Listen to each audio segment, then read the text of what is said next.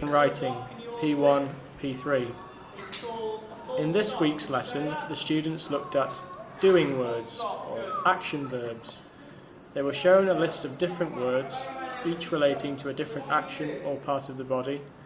After this, the students worked on their pronunciation and said the words after the teacher.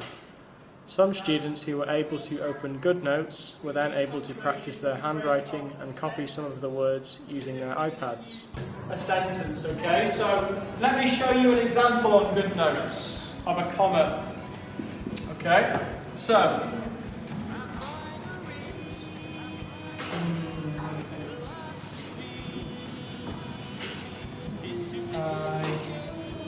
so busy, okay? So what you do when you're changing your subject, when you can use a comma to break the sentence up. Let's think of another example, okay? Oops.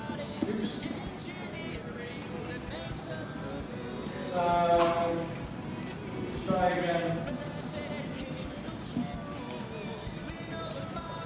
Now I'll use a comma and a question mark in the same sentence. You like pizza?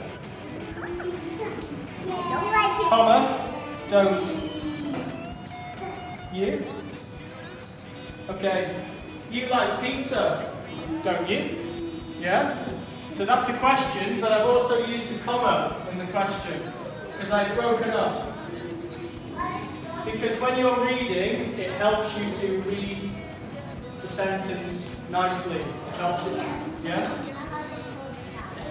Well, full stop, so full stop, that's just I'm telling you. It's like I'm just saying, you like pizza. And there's nothing else that you can do to tell me that you don't. Okay? But this one, you like pizza. Pause. Don't you? Yeah? That's where you'll use the comma.